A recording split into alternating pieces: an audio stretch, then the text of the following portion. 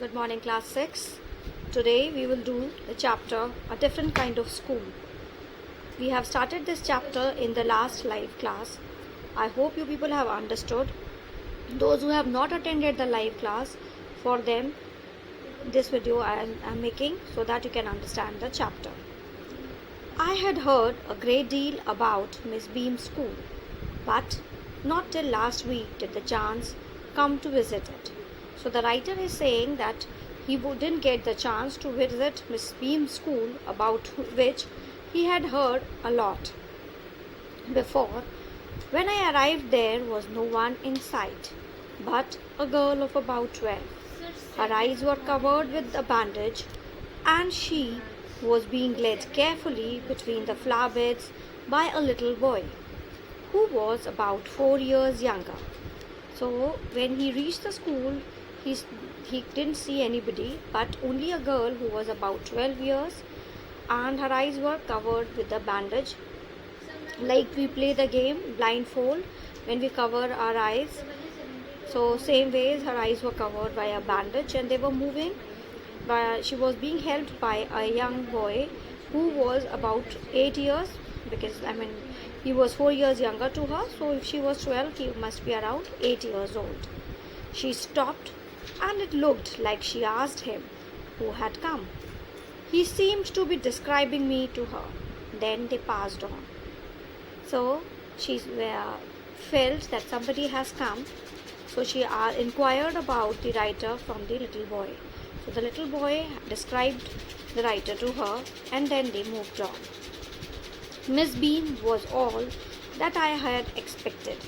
Middle-aged, full of authority, yet kindly and understanding. Her hair was beginning to turn grey, and she had the kind of plump figure that is likely to be comforting to a homesick child. I asked her some questions about her teaching methods, which I had heard was simple. So Miss Beam was as the writer had expected her, she was like that, middle-aged, and she was full of authority but kind and understanding. Her hair was turning to grey. That means she was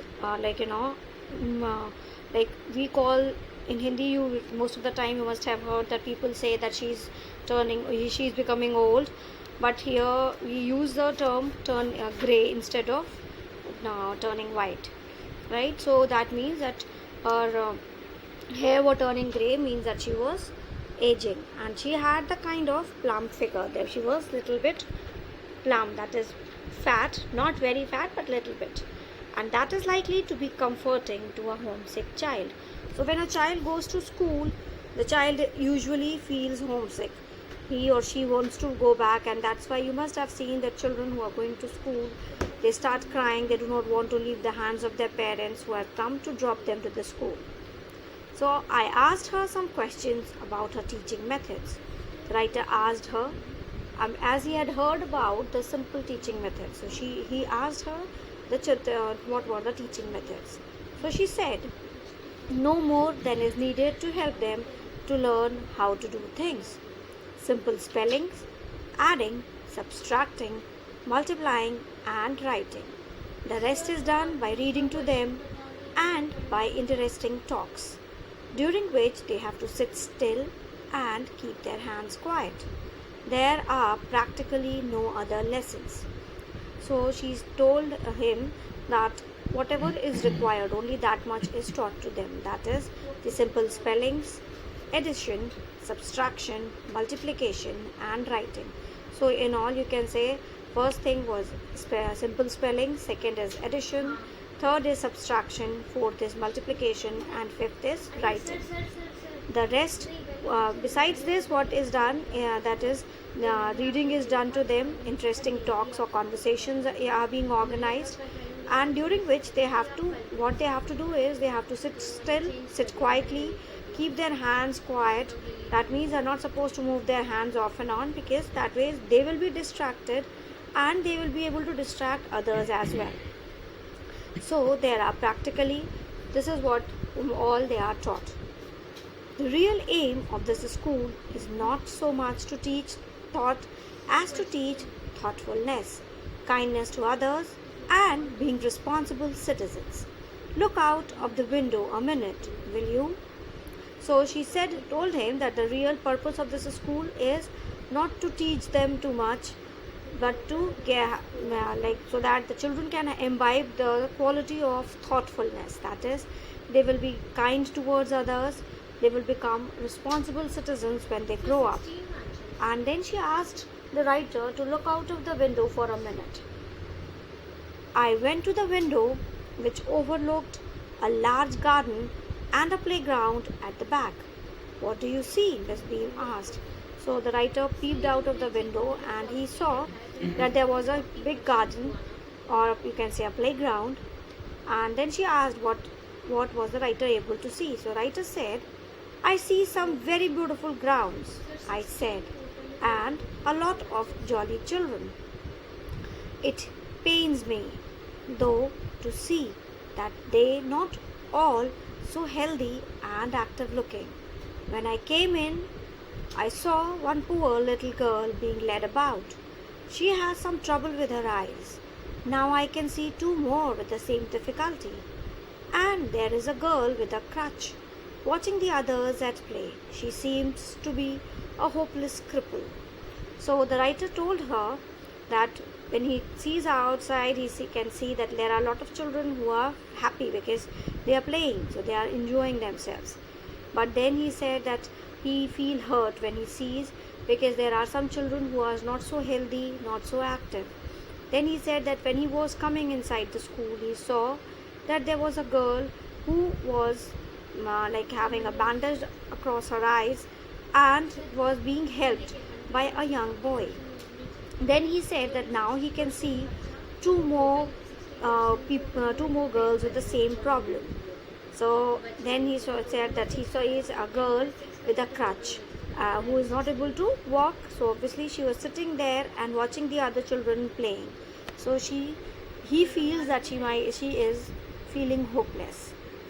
Miss Beam laughed. Oh no, she said, she is not really lame.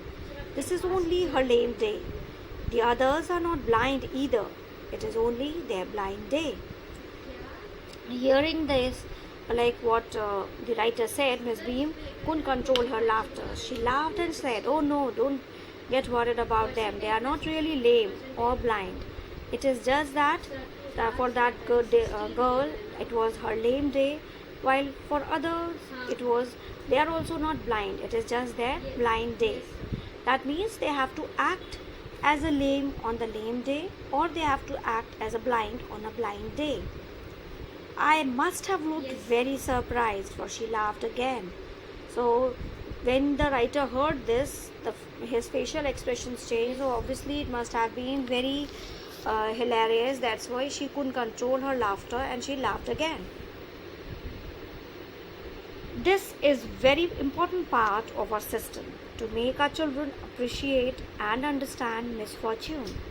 We make them share in misfortune too. Each term, every child has one blind day, one lame day, one deaf day, one injured day, and one dumb day. So she told him that the most important thing about this school is that the children learn to appreciate misfortune, the bad luck. So where she said that in every term, every child has one blind day, one lame day, one deaf day, one injured day, and one dumb day. During the blind day, their eyes are bandaged absolutely, and they are on their honor not to peep. The bandage is put on overnight so that they wake blind. This means that they need help with everything. Other children are given the duty of helping them and leading them about. They all learn so much this way, both the blind and the helpers. So during the blind day, their eyes are bandaged and it is done overnight, so that when they get up the next morning, they will need help. And it was like when the cloth was covered on their eyes, it was they had to keep their words, or it was expected that they will honor it, that they are not going to peep or neither they are going to look from here and there. But then they had a person to help them. The bandage is put overnight, right? So other children are given the duty of helping them and leading them, so that if they are moving around, they need help and the other children are going to help them. So this way, the child who is acting as blind and the helper, they both learn lot of things. We will stop here, children. We will continue it in the next class. Please do read the chapter, find the many meanings of the difficult words from the dictionary. Take care of yourselves. Thank you.